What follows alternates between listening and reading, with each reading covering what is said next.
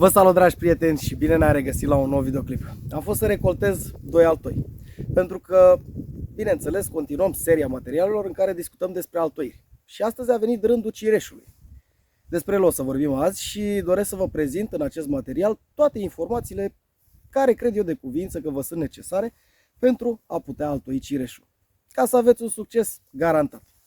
Vom discuta despre perioada de altoire la cireș, particularitățile altoirii la cireș, tehnici de altoire, dar mai ales vom vorbi despre corespondenții cireșului, adică ce putem altoi pe cireș sau ce se altoiește cu cireș. Da? Toate aceste informații le vom discuta în materialul de azi. Eu o să altoiesc azi pe acest franc, el este vedeta noastră. Este un puiet de cireș crescut din sâmburii unui pom matur care este aici lângă mine și acesta poate reprezenta un port altoi excepțional. Eu sunt adeptul altoirii pomilor sălbatici, francilor, drajonilor și așa mai departe, după cum am discutat în alte materiale, deoarece sunt aclimatizați și în general dau niște roade foarte bune. Așa cum am spus, am recoltat 2 altoi. Este un cireș timpuriu. Noi în zona noastră îi spunem pietros. Fructifică la sfârșitul lunii mai și face niște fructe deosebite. Pe acestea le voi altoi pe acest franc și voi folosi 2 tehnici de altoire și imediat vă spun despre ce este vorba.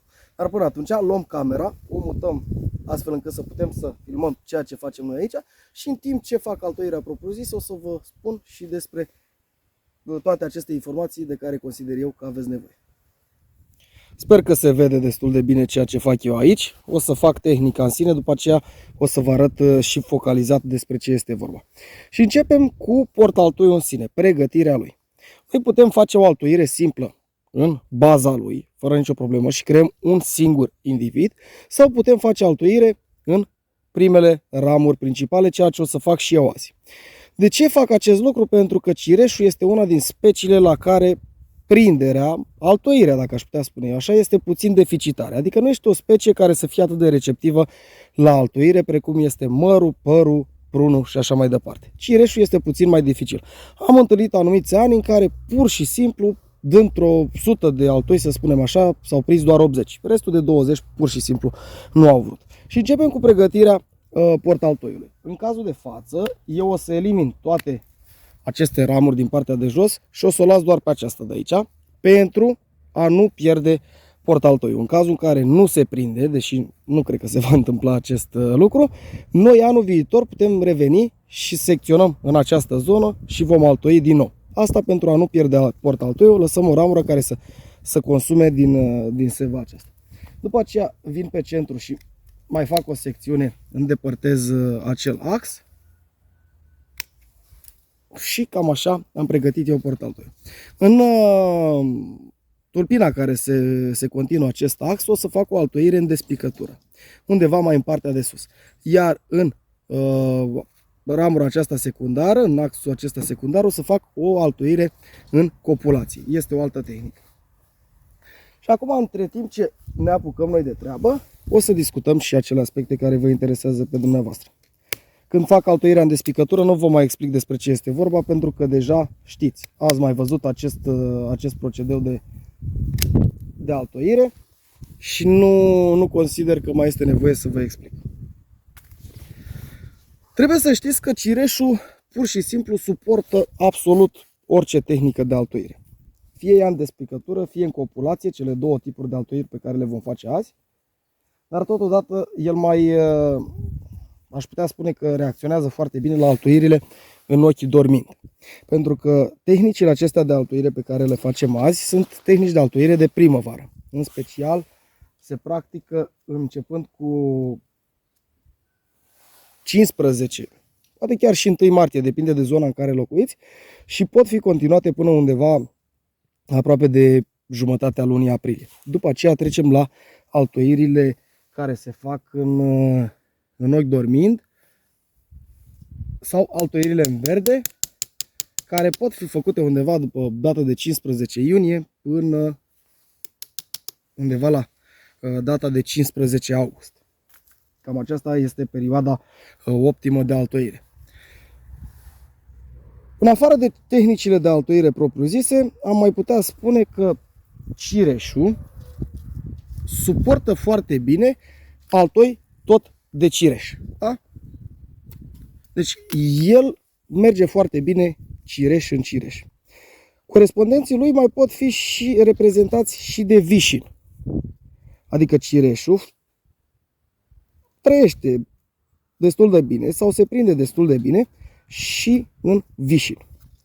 În schimb, eu nu recomand altoirea cireșului în vișin, din cauza că vișinul este un portaltoi de vigoare mică. Adică cireșul este de vigoare mai mare, se va dezvolta mult mai gros, mult mai puternic și portaltoiul de vișin va rămâne foarte mic. Deci, din punctul meu de vedere, cireșul îl altoim doar în cireș sălbatic, fie el franc, fie el drajon și cam atâta. Nu folosim vișinul drept portaltoi pentru cireș, pentru că acest lucru ne împiedică din punct de vedere al îmbinării dintre altoi și portaltoi. Portaltoiul nu va putea susține niciodată un portaltoi de vișin, nu va putea susține niciodată un portaltoi de cireș. În schimb, vișinul este indicat să fie altoit pe cireș. Când fac altoire în despicătură la cireș, observați că am făcut aici o secțiune, după cum se vede, la un mugure. Ia să focalizăm. Da? Deci am lăsat acest mugure. Pe acesta îl voi îngloba în acea pană. Pentru că este foarte important. Aici, la nivelul acestui mugure, el pur și simplu are tendința de a trage seva și contează foarte mult la cireș acest aspect. Uneori rata de prindere fiind foarte mare și depinzând exact de acest mugure. Eu așa procedez, la măr și la păr nu este nevoie, dar la cireș aș putea spune că dacă faceți acest lucru, chiar contează. O să sigilez această rană pe care am făcut-o aici, cu tradiționalul pământ pe care îl folosesc eu. După care bandajez foarte bine zona. Aș recomanda oarecum altoirile în primăvară ale cireșului, pentru că există posibilitatea să nu aveți o rată de prindere și după aceea puteți continua și în perioada de vară. Puteți altoi și în verde. Dacă vedeți că vi s-au prins altoii pe care i-ați făcut primăvara, atunci nu mai este nevoie să reveniți și să faceți altoirea de vară. În schimb, dacă nu vi s-au prins, este indicat ca dumneavoastră să veniți să încercați și altoirea de vară. Acum, pe această ramură secundară care v-am spus, o să fac o altoire în copulație. De ce fac acest lucru? Pentru că, v-am spus, sunt anumiți ani seci în care altoirea în despicătură nu prinde la această specie și, în schimb, prinde această altoire în copulație. Altoirea în copulație este foarte simplă. Am făcut câteva materiale despre această altoire pe canalul meu și aceasta o să vă prezint azi mai detaliat, dacă aș putea spune în acest fel. Și secționați undeva la un mugure, adică mugurele este aici și această porțiune este cheală și faceți o secțiune oblică pe această parte. Ceva în acest gen. Ia să încercăm să facem spre cameră pentru a se vedea mai bine. Da? Deci, cam așa. După aceea, luați altoiul propriu-zis și faceți același lucru. Mare atenție! Mugurele să fie pe partea opusă secțiunii. Observați, da?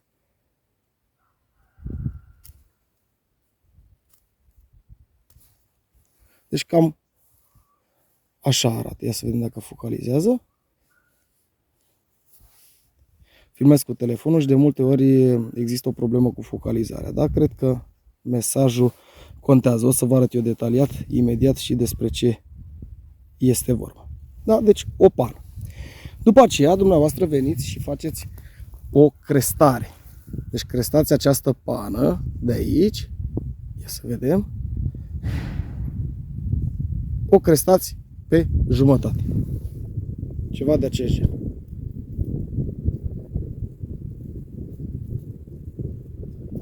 Da? Deci, așa trebuie să arate. Același lucru faceți și în partea cealaltă.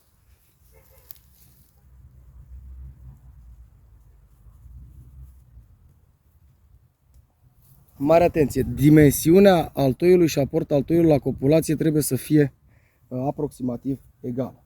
Și după ce ați făcut acest lucru, le îmbinați.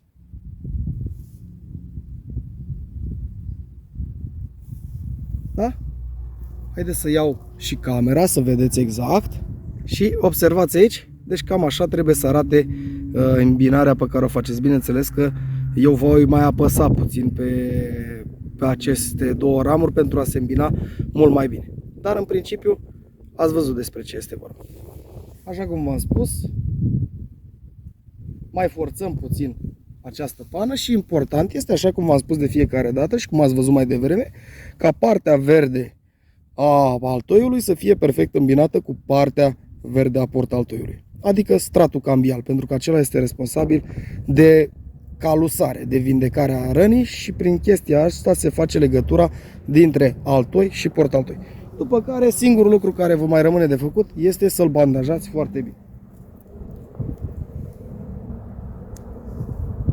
Bandajați strâns.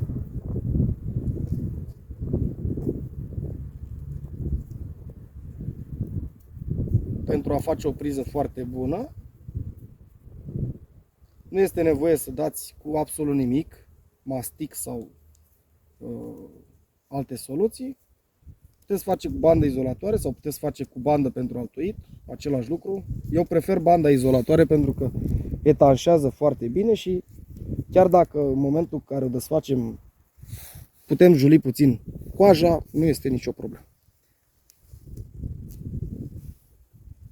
Și cam acesta este tot procesul. După care venim și secționăm vârfurile acestor altoi la 3 muguri. Eu așa procedez, așa am procedat întotdeauna și așa procedez și azi. Numărați 1, 2, 3. După care secționați. În partea de sus eu folosesc niște pământ. Puneți puțin pământ.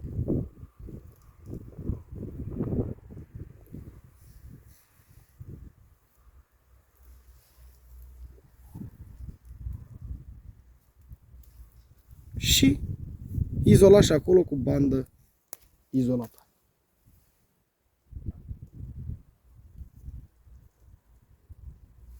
Exact cum fac și eu aici.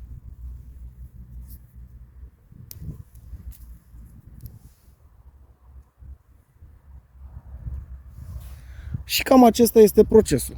V-am spus, este o altoire.